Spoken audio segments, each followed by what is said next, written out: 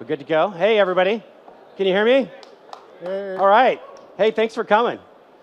All right. I'm Gabe All, and this is Bill Karagunis. Hi, everyone. And we're going to talk about the Insider program. We're going to give you a little bit of an inside, behind-the-scenes story, some history, as well as some inside peeks of the day-to-day, what it's like to actually flight builds and the tools that we use and the people that we work with. So who are we? Really, I'll talk about this in the context of when we started Windows 10, because we started on this journey of working in a more open way and sharing builds with insiders in the Windows 10 timeframe.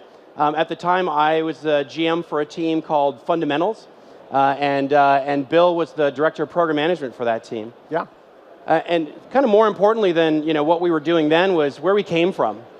We both come from a customer service background. I started in product support. Bill did years working with customers in consulting. And we both, when we had this opportunity to do this program, we really jumped at it and thought, what a great way to connect with our customers and to understand, what their needs and concerns were, and have their help in helping us shape the program. Yeah. So, the button, in terms of who we are, it's actually important to talk about the button. The button for me is this sort of ceremonial thing, but Bill is actually the button. I'm not the button. He's the actual button. I press the button from time to time. His team is the one that actually is responsible for taking the decision to flight a build and actually do the publishing of it. And so I guess, in that regard, I'm sort of, ceremonial figurehead, and he's the actual power. So I'm like the queen, and he's the prime minister or something. But it is a really fun process for us. We have a lot of people involved in the decision to flight builds, and it's something that we're really proud of when we get it right, and we're really proud of the frequency we've been able to get with the new series this year. I'm going to talk about the beginning and sort of go back in time a little bit and talk about the program. The first thing that most people saw for the Windows Insider program was the announcement, the first announcement around Windows 10 and the unveiling of the Insider program, which was in September of 2014. And then the day after, we released our first preview build. And that's kind of what we talked about publicly to the world. But it really got started a long time before that, in March of 2014, when we published the priorities memo for Windows 10. So this is an engineering planning memo about what this release is going to be about. And a big part of that memo was really about, hey, we need to have better engagement with customers. We need to have a better way to get their feedback early. And that was a key part of that priorities memo. And the Fundamentals team was really the team that kind of led the charge on the work to support that. And so we did our first, sort of presentation of our plans. We went through a planning process on the team, and then did a bunch of work to say, here's how we think we're going to execute on this. It included the feedback app, the program itself, the definition of the program, and it also included how we thought we were going to be able to scale to handle all this feedback and channel it back to the engineering team. And Bill, what was the scale that we had planned for? We had planned for 250,000 insiders. 250,000. With a max in our wildest dreams of 400,000. Yeah. So we were dreaming big, 250,000 insiders, and that was really the number that we needed to hit in order to have, if we had a random distribution of 250,000 people participating, we'd hit statistically significant number of populations, different hardware in different regions, and things like that. And then 400,000 was sort of our upside, where we thought we'd feel really happy, we'd have kind of a buffer and get enough input. And we actually designed the program to initially stop at 400,000. So nobody saw it. The screen that we actually, the code that we wrote that said, thank you for your interest, but we're not accepting anybody else into the program. And the reason is that a week before we announced the program to the world, Terry said, no, this has to be for everyone. This is about democracy. This is about getting all of our customers to give us feedback and input and to help us shape the product. And you guys need to go figure out how you can open this up for anybody who wants to participate. And that was a busy week for us. Yeah. We actually had we threw away a bunch of UI that we now didn't need, where we said, hey, no, thank you. And we had to go and scale all of our systems to be able to handle this feedback. And we were still, we weren't sure how many people were actually going to, show interest and sign up and participate. Yeah. But it was a pretty hectic week. In fact, I mean, like, I remember being on email with some of you might know who Scott Guthrie is. He heads up the cloud division for Microsoft. And I remember sending him an email saying, I think I'm going to need more capacity, dude.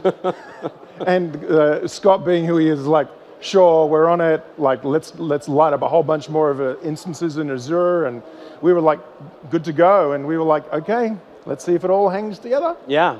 And of course, in March of 2015, so a year ago, we hit 3 million insiders.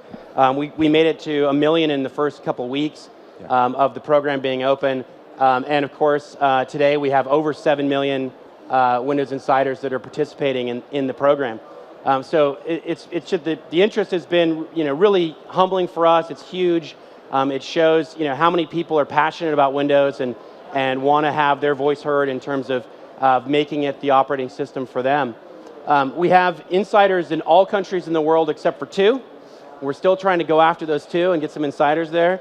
But we do have insiders in Antarctica and Vatican City. So I'm hoping that the Pope is an insider. He hasn't sent me feedback personally, but we'll see, maybe. We did a survey recently and looked at just, sort of demographics of the insider population. About 46% are in a tech job, IT, software development, or engineering. About 54% are, they're joined the program because they're fans. They love Windows.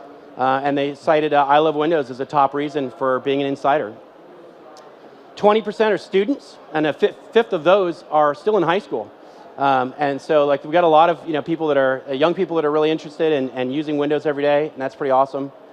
95% say they're PC gamers, 36% are Xbox gamers. So, gaming is obviously a really important thing for us to get right on Windows in general, but also in the Insider program.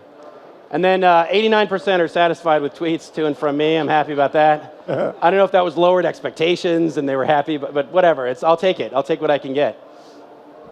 So why the Insider program? Well, of course, we have this long history of beta programs at Microsoft, but that's kind of a lame reason. That's not the real reason we said, hey, we need to do this thing and make it something special. We have this complexity challenge. The Windows ecosystem is huge. It's diverse. We have 8.5 million unique devices that we know about, 21 million plus unique apps. And then if you just take sort of the number of configurations you have to be able to deal with on that, and you do the combinatorics on it, it easily exceeds the number of atoms in the observable universe. So greater than 10 to the 80th possible combinations of things that you can do in the Windows ecosystem. Of course, in the real world, they cluster much more nicely than that. We get this nice Pareto curve. And so we can actually look at a situation where 250,000 random systems can give us great diversity. But it is still a hugely complex problem. Things that we can test for in our test labs, cannot map what's in the real world. And so we needed this ability to get builds out and have you use them and tell us what's working and what's not working, get crash data, et cetera, et cetera. So that's a huge part of the program. But really the thing that was the key thing for us was this latency challenge. This challenge that by the time we had engineered the product and had given it to you in the past, it was kind of too late to deal with the feedback. If something didn't land well, if, for example, we didn't have a start menu, it was too late to get that feedback and to really incorporate it and to change our plans. And so that latency issue is really the key thing. If you look at the history of Windows development, I'll start from Windows 7 here, and you look at the time it took us in Windows 7 to go from the start of development to the point where we had our first public preview. It's the blue bar. You can see that it's most of the engineering cycle. The time spent was kind of behind closed doors, and people didn't get to see the product that we were working on. In Windows 7, we had 2 public previews. In Windows 8, the shape of that distribution is really largely the same. Most of the time spent was was in, behind closed doors in Redmond.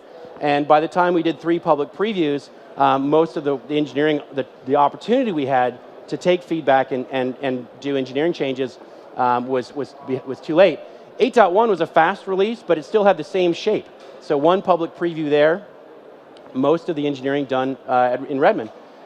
Windows 10 looks very, very different. When you look at how we worked on Windows 10, we did have a good, sort of head of steam built up around the amount of work we had before the first preview, but the ratio of the engineering cycle that was spent in the open versus behind closed doors was very, very different. We had 15 public PC previews and 7 mobile previews before we launched. This is the 10240, the build we launched in July.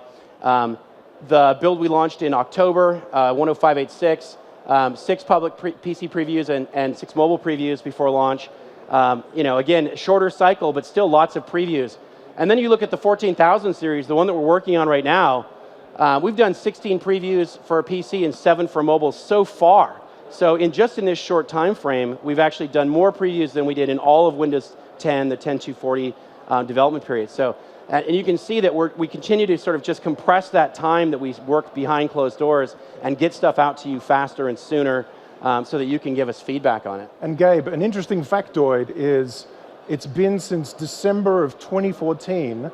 So every single month from December 2014 to now, we've had a preview, we've had a flight out to insiders. Yeah, no longer than 30 days. No longer than 30 days from December 2014. 2014, so it's pretty awesome. Yeah. So what happens behind the scenes? So I'm going to let Bill talk about what happens a day in the life of our flight operations. Okay, so let's pull back the curtain a little bit, shall we? And if the clicker works, yay. I wanted to just start off just quickly, just to give you a little bit of a framing of some of the components of the machinery behind what drives the Insider program. As Gabe mentioned, we had systems before that had long latency, long lead times before we sent anything to the world. So we spent time back in early 2014, essentially augmenting our machinery to get us in a mode where we can actually push stuff out in a fast way. Now, you all know and love the Insider program, so standing up the program, building the pieces into the product itself so that you could go in the product and basically become an insider and make your device be part of the Insider program, building all of that machinery. And then also the feedback systems. You've all seen the feedback hub, the feedback apps, and all of that machinery within our infrastructure and our engineering system to support and drive all of that. Yeah, the release processes in Windows 8 took about 2 weeks between by the time we were done to be able to have everything staged and available on Windows Update for distribution. Yeah. So, and now it's so we hours. click the button, it's in hours before everything's basically propped to Windows Update. And you folks are getting the latest greatest bits. The next thing I want to talk a little bit about is, and this is familiar to many folks that are part of Insiders, but I want to make sure that everyone can sort of see the full scope of what I call the ring theory. People, Insiders have seen what we refer to as the fast ring, the slow ring, but there's actually some internal rings as well, and they're sort of denoted as blue and green. And the way to think about it is, when we build, the build goes to what we call the canaries within our internal engineering team. The canaries spend some time with that build, and then what we do is we have terminology which we refer to as ring promotion criteria, which is the bar that you have to achieve before you move to the next ring, and so on and so forth. One of the key things that we've done very recently is, based on the feedback, what you'll notice an anomaly in the colors here. Up until probably the beginning of this calendar year, we used to go through Canary, Self-Host, and Self-Host means the rest of our engineering team, and then we would go to the rest of Microsoft, and then we would go to the Insiders. We made the decision a few months ago to say, what? The Insiders are telling us they want builds earlier, they want builds faster. Oops, I clicked forward. Don't look at that yet. So what we did was we moved the rings around. So Windows Insiders are actually getting builds before the rest of Microsoft. That's how quick the cadence is right now, because we love the feedback. We love the input that we get out of the community. It's super important to us. And I'll drill into what we mean by ring promotion criteria in a sec as well. The other thing we did, now I'll go into this, some of you would have also noticed the release preview ring. That's something we stood up a couple of months ago as well. And the purpose was we had a lot of feedback from people saying, you know, I want to be an insider, but I want to run a released OS. I'd love to see what's happening with your apps and your platform and give you feedback on the apps that are coming through into the program. Hey, do you have something for me? So we made the decision to let a set of insiders choose to be on the latest released version of Windows 10, but still be getting the apps and getting updates in that regard too. And that's what we refer to as the release preview ring, which right now has the November update of Windows 10 running in there. Okay, I mentioned ring promotion criteria. What is this funky new this new acronym here? It's essentially the set of things we look at before we push a build to the next ring. And it comprises of, we look at adoption, how many machines are actually running this particular build? And is there some upgrade issue? One of the things we care a lot about is, as part of Windows as a service, is our ability to update machines is sacrosanct. We need to make sure that it's all running, it all works well. We look at things like reliability. We want to make sure that there isn't some major reliability issue that's going to hit a big part of the population. We look at stuff like responsiveness and power use. Same sort of thing, is the build okay from a performance perspective? And has something changed which could potentially impact battery life? We think a lot about scenario completion. Our goal is that insiders can live on this build. We have thousands of people in our engineering team which live on our builds on a daily basis. It's part of the culture of the engineering team. You've got to live and breathe and run your own dog food. But we want insiders. In fact, I personally think of the insider community as sort of an extension of our engineering team, that sort of close. So we want to make sure that things like you're able to print, make sure that that still works, and various other scenarios, they keep going. Compatibility, we have 20 million plus apps in the Windows ecosystem. We want to make sure that, your version of Quicken from 2004 keeps running. We have a lot of people that worry about that sort of thing. We want to make sure that all, works correctly.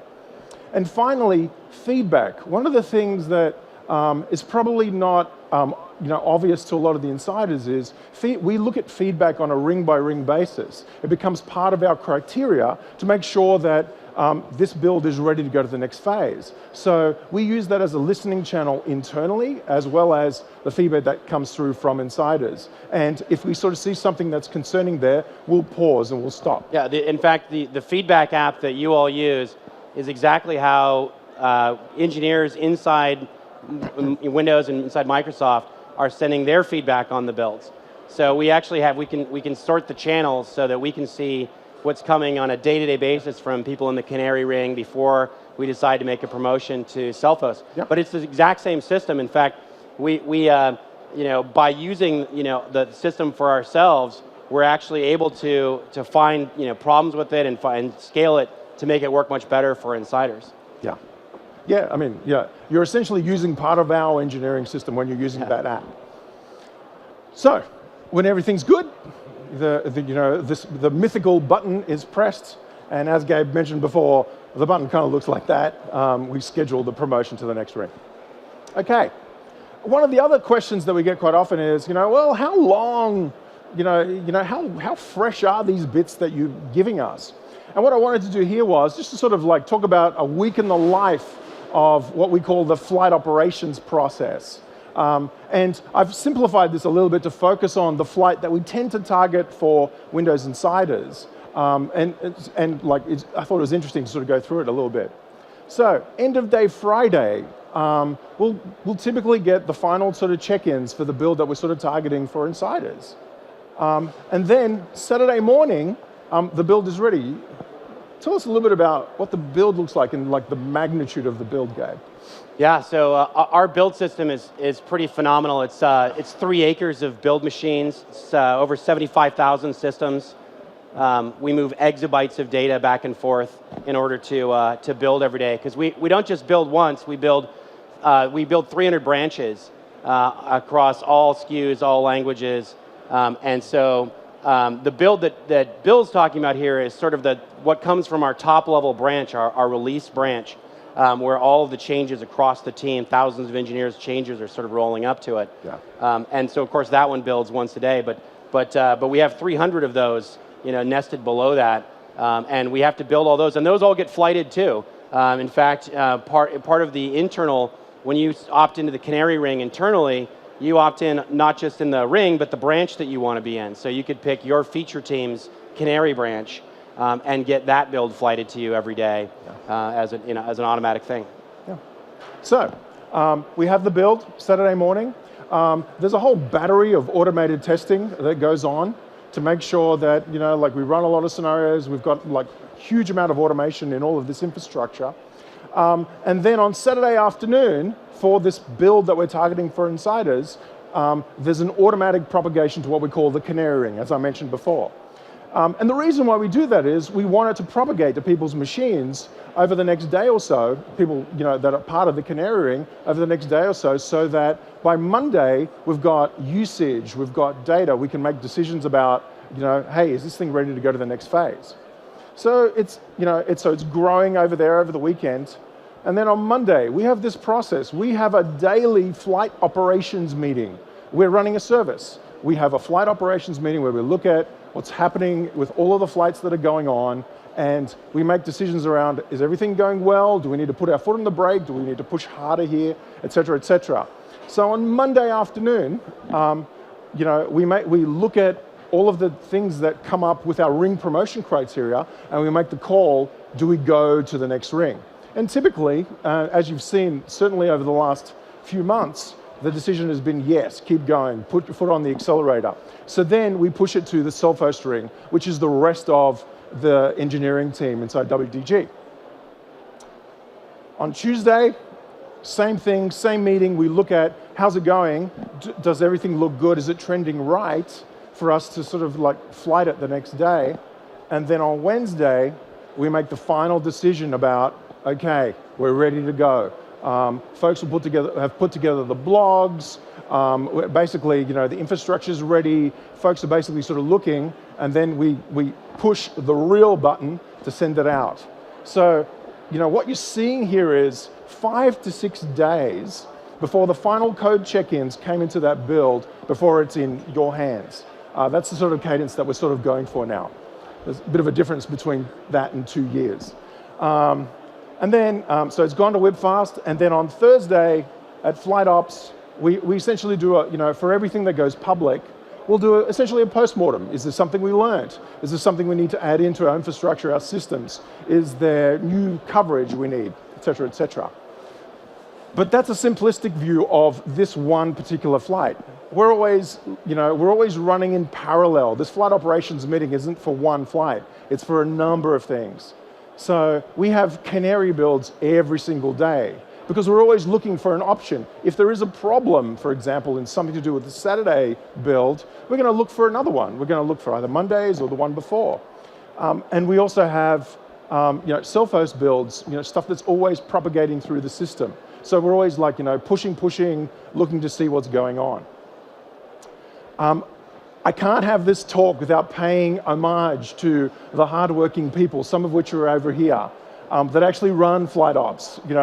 You can see on the left-hand side there is a set of people that look pretty relaxed. There's cookies on the table. I'm certainly carrying my share of FlightOps cookies.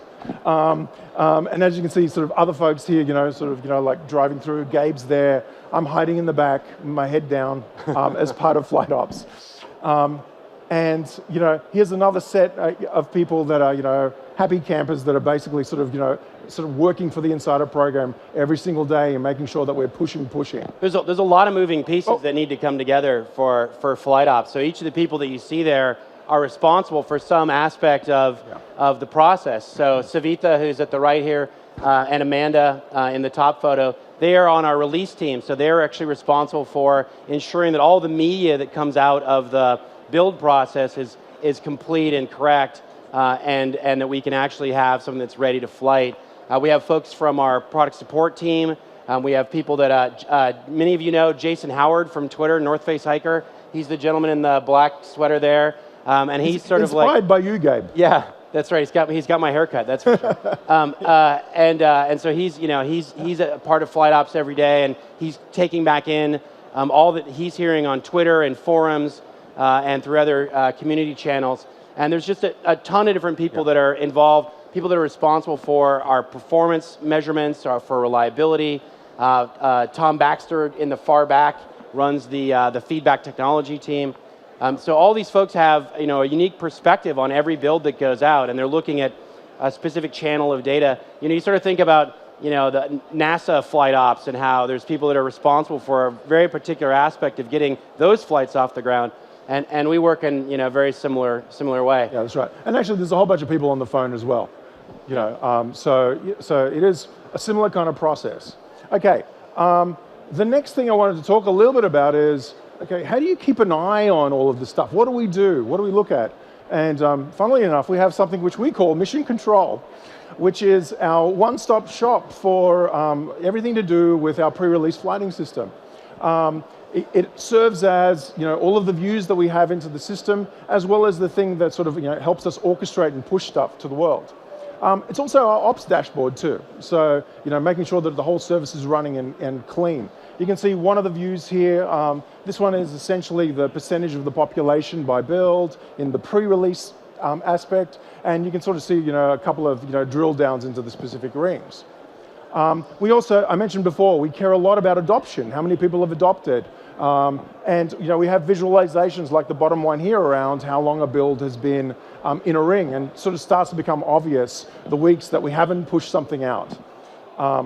And then a view that I look at a lot is our adoption frequency. This is the machine that's actually telling us how quickly our build's getting out to, in this case, our internal engineering organization. And I care about this a lot because I want to make sure that within 2 to 3 days, the population internally has got the build. And you can sort of see that once we push the button for the next one for our internal engineering team, it quickly atrophies down and the new one spikes up. That's worth talking about for a second too as well. This spike that Bill is describing here is kind of the healthy spike for our flighting system, where we see a new build released. A lot of systems take it automatically and deploy it on your everyday. This is actually my everyday Surface Book that I'm using here for the presentation, or for test machines.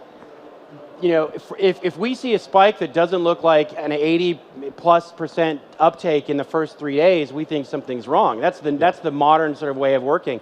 It used to take us 30 to 60 days in the past to actually get a build that we wanted to have out to all of our self-host people internally before it actually percolated all the way through. Before we had these flighting systems and could deploy them automatically and get people always working on the fresh builds. So this has actually helped our engineering process greatly as well, because most of your developers in the room, that if somebody's giving you a bug report on something that's 30 to 60 days old, and you've spent 2 months working on that code, it's probably code that you've changed quite a bit. And so having this fast uptake actually helps us build the product in a much better way, find bugs, squash them sooner. And so this is a hugely important view. Keeping everyone current. I mean, even our execs and VPs are part of this. We actually have a report card on all the execs and VPs to make sure that they're getting builds, and we'll have people that will go to their office and say, "Hey, do you have a problem? Yeah, why are you on the freshest build?" And so it actually has been a really fun sort of cultural thing. I shouldn't be. It is inside the program, right? It's like you guys are all safe to talk about here, right? But yeah, it's super fun for us to just have that view, and everybody really has a great time with it. Yeah, absolutely. The other thing too, I mentioned before about the scenarios. We care a lot about. We want to make sure, like I mentioned, like the builds that you get, we want you to be able to use them and use them as your daily driver. This is one of the views, which basically sort of looks at key scenarios. This particular one happens to be our core user interface, core UX. And you can, if you could actually see, oops, I clicked the button. If you can actually see, there's a bunch of scenarios there, and you can sort of see, I'm pointing out that there's been like a tiny little dip in a particular measure. That measure is, do you guys know what Windows Snap is? When you snap a window to the side? That is the actual measure that's looking at that, and for whatever reason in that build, something, we added a tiny little bit into that code path, and it's changed the actual performance metric of that code path. So it's well within goal. It's not a problem. It's like a 1 millisecond change. But still, I mean, we want to make sure that the key scenarios keep working, so the insider community can keep giving us feedback. This is the feedback view. I mentioned this before around, for a flight, this is a very young flight, and we sort of say, okay, what's all the new unique stuff that's coming through from a feedback channel? What are the upvotes? What do we want to do with that sort of thing? Finally, there's also our services view.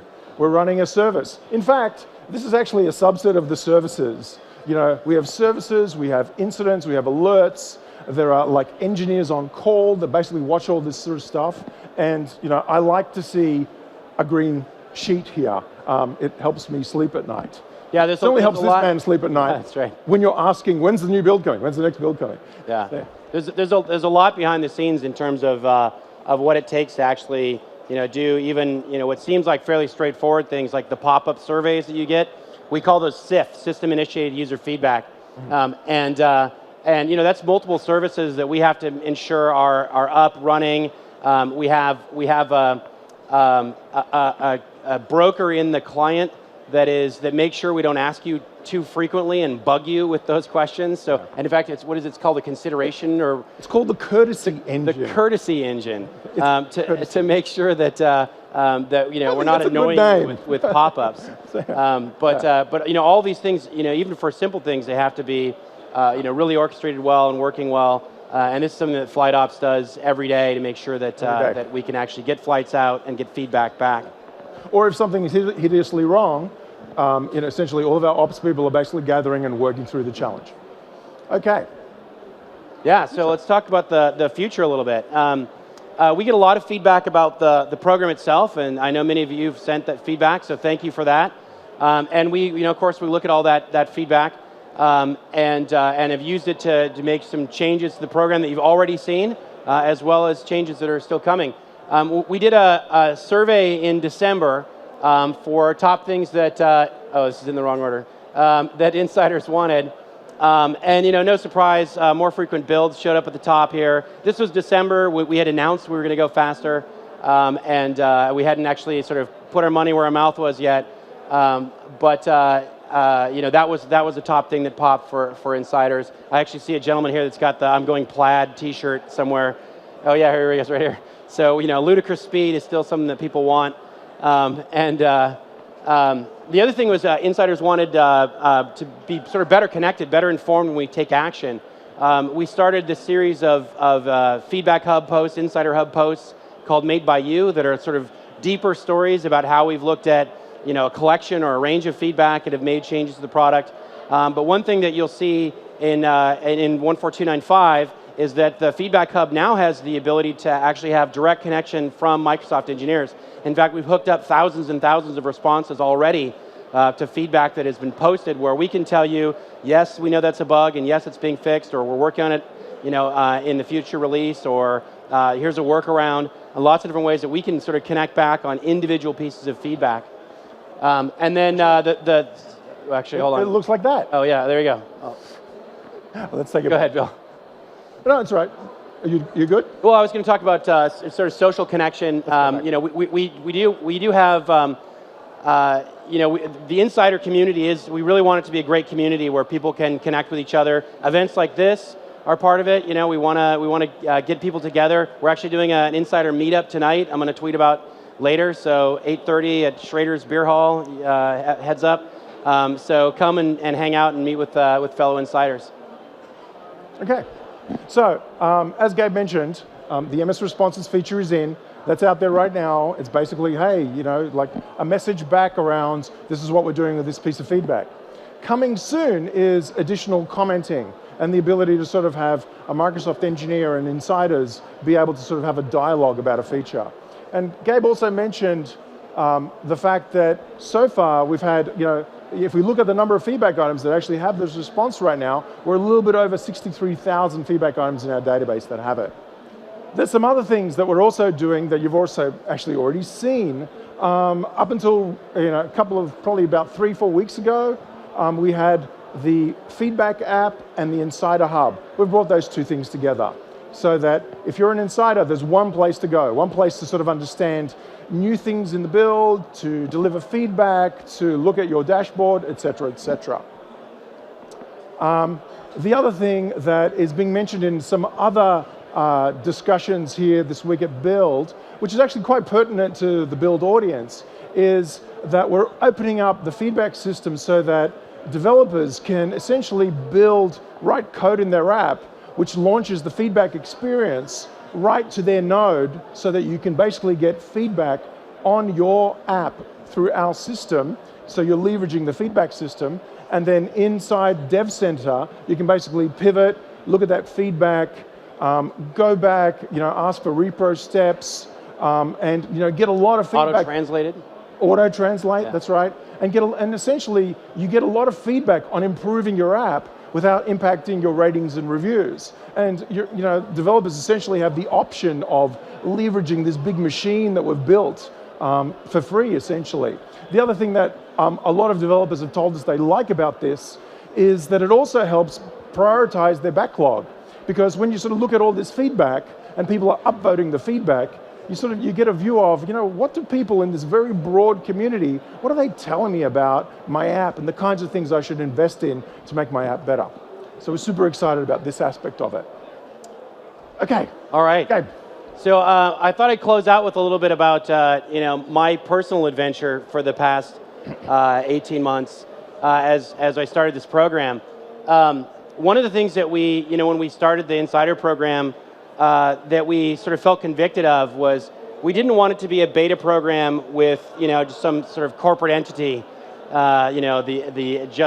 Microsoft beta program. But we wanted to actually have a person that would talk to people and would tell them what's going on and would be available to talk to them. And it sounded great, like on paper, we were convicted of this. But for me, it's been this really great personal journey as I've gotten out to spend time with people face to face and on Twitter and on various forums. And so I thought I'd close out with a little of my love for Windows Insiders. I'll start by talking about Twitter, because this has been a really powerful system for us. It's both a great reinforcing system for feedback. I can see things emerge very quickly. I can see, and in fact, here's an interesting fact. The Windows Update system, it's obviously built to move massive amounts of data, but the latency as a result of the feedback or the telemetry on Windows Update is about 6 minutes. So by the time when we publish a build, it takes about 6 minutes to get confirmation that it's been offered and has been triggered by someone for download. Conversely, when I announce that a build is available on Twitter, I can get within seconds somebody coming back with a photo of I'm downloading the build right now. And so it's actually, we press the button in FlightOps, and then everybody looks at Twitter. What's happening in Twitter? To see if people are actually getting the download. Yeah. And then, of course, we go back to Windows Update and go, okay, let's confirm that everything's flowing the way you expect it to. But that first signal comes through Twitter, which is pretty remarkable. So for me, 18 months of Twitter. So September 2014, I had 6 followers. I think one was my mom. Certainly many were like the bots that just follow everyone. Not EdBot, the bot, but other bots that just follow everyone. And so I didn't really exist on Twitter. Today, I think I'm over 124,000 followers, which is just kind of crazy for me to think about.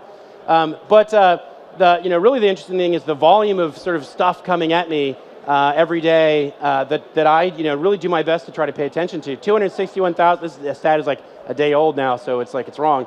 But over 260,000 tweets to me in that time frame. Almost 8,300 tweets from me back to people in that time frame. There's been 3 fake gay balls. All of them very nice people, I'm sure.